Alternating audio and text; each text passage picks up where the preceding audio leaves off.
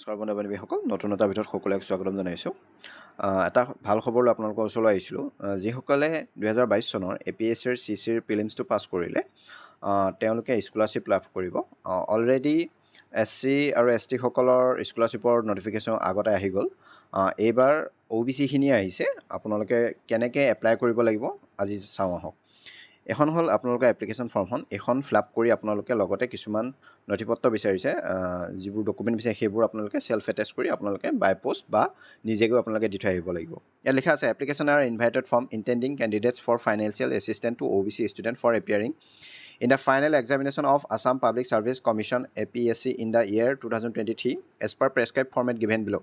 The applicant must have cleared combined competitive preliminary examination 2022. The application duly filled with relevant self-attest documents must reach the Director of Welfare sc&sc Assam Housefed Complex Block 2 2nd floor Guwahati 06 on before 12 June 2023 during office hour.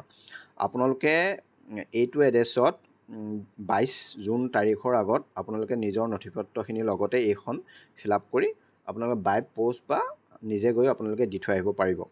আৰু আপোনালোকে লেফাফাত ফ্ৰণ্টত লিখিব লাগিব এইটো format of application for financial assistant to OBC candidates for appearing combined competitive examination main 2023 বুলি লিখি to the director of the welfare of এইখিনি বাকীখিনি আপোনালোকে লিখি দিব এই গুৱাহাটী 6লৈকে।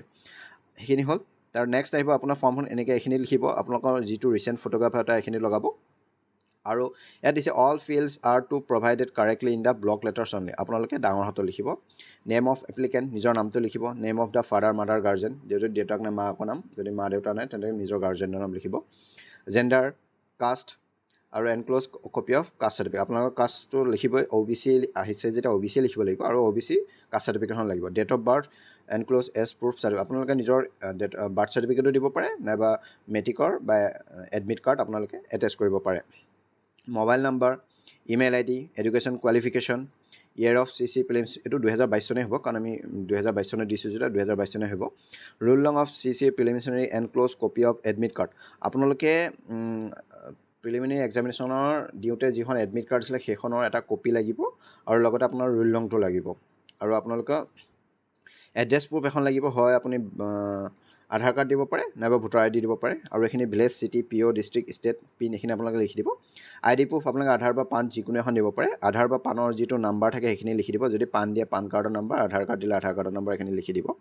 আৰু বেংক ডিটেইলছ দিলে আপোনালোকে যদি বেংক ডিটেইলছ যিকোনো কিছুমান CSPত একাউণ্ট আছে বা নিজৰ যিকোনো বেংকৰ পাছবুকৰ প্ৰথম কপিটো লগতে, আৰু যদি কাৰোবাৰ একাউণ্ট নাই তেন্তে SBIত আছে তেন্তে ইউনোৰ এনেকুৱা কিবা কপি ছবি বা যিকোনো নিজা বেংকৰ যদি অনলাইন কিবা কপি থাকে তেওঁলোকে তাত জমা দিব পাৰে। আৰু লগতে ইয়াতো লিখি দিব নেম অফ দ্য বেংক কি, একাউণ্ট নং আৰু IFSC কোডটো। এইকেইটা কিন্তু ভুল নকৰিব।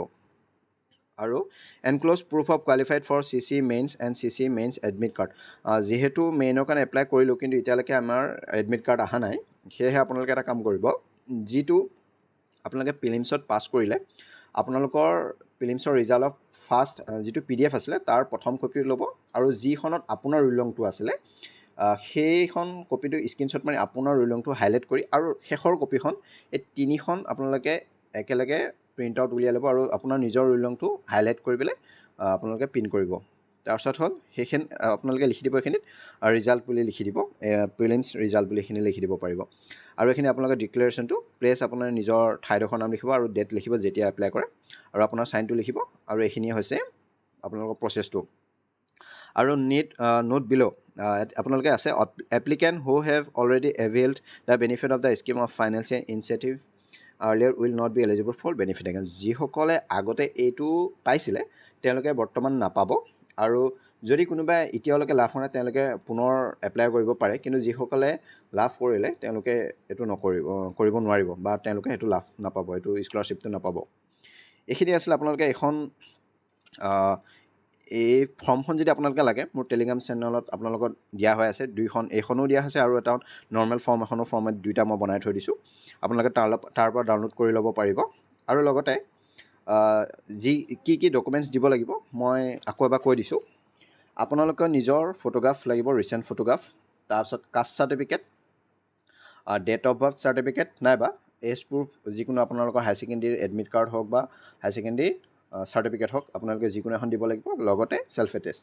এডমিট কাৰ্ড APSCৰ প্ৰিলিমছৰ যিখন প্ৰিলিমছৰ এডমিট কাৰ্ড আছিলে সেইখন লাগিব আৰু Aadhaar card voter card with self attest লগতে বেংক পাছবুক চেল্ফ এটেষ্ট আৰু লগতে প্ৰিলিমছৰ ৰিজাল্টৰ শ্বীটটো যিহেতু মেইনছৰ কাৰণে আমাৰ এপ্লাই কৰা কোনো এডমিট অহা নাই সেয়েহে আপোনালোকে প্ৰিলিমছৰ ৰিজাল্ট শ্বীটখন ধুনীয়াকৈ ডাউনলোড কৰি তাৰ পৰা প্ৰিণ্ট আউট উলিয়াই আপোনালোকে চেল্ফ এটেষ্ট কৰি দিব পাৰিব সিমানখিনিয়ে হ'ল ডকুমেণ্ট মই লাগিলে ডেছক্ৰিপশ্যনতো লিংকটো ধুনীয়াকৈ দি দিম নাইবা কমেণ্টত পিন কৰি দি দিম কি ডকুমেণ্ট লাগিব আৰু এইখন ফৰ্মখন বহুতে বিচাৰি পোৱা নাই গম পাইছোঁ কিছুমানে মোক খবৰ লৈছে যেন ফৰ্মখন পোৱা নাই মই তাৰ ওপৰত সেয়েহে মোৰ টেলিগ্ৰাম চেনেলত 2খন ফৰ্ম আছে আপোনালোকে যিকোনো এখন ফৰ্ম ফিল আপ কৰি আপোনালোকে দিব পাৰে আজিলৈ ভিডিঅ'টো ইমান আছিলে যদি ভাল লাগিলে লাইক কৰিব আৰু লগৰ তথা নিজৰ ফেমিলিৰ লগত শ্বেয়াৰ কৰিব যদি আপোনালোকে সহায় হৈছে তেওঁলোককো জনাওক যদি APSCৰ কাৰণে কোনোবাই প্ৰিপেৰেশ্যন কৰিছে অলৰেডি মই APSCৰ মেইনছৰ ওপৰত এনচাৰ ৰাইটিঙৰ ভিডিঅ' দি আছোঁ আপোনালোকে এবাৰ চাব যদি ভাল লাগে তেন্তে কমেণ্টত জনাব ইমানেই আছিলে লাইক কৰিব শ্বেয়াৰ কৰিব আৰু ছাবস্ক্ৰাইব কৰিব নাপাহৰিব ধন্যবাদ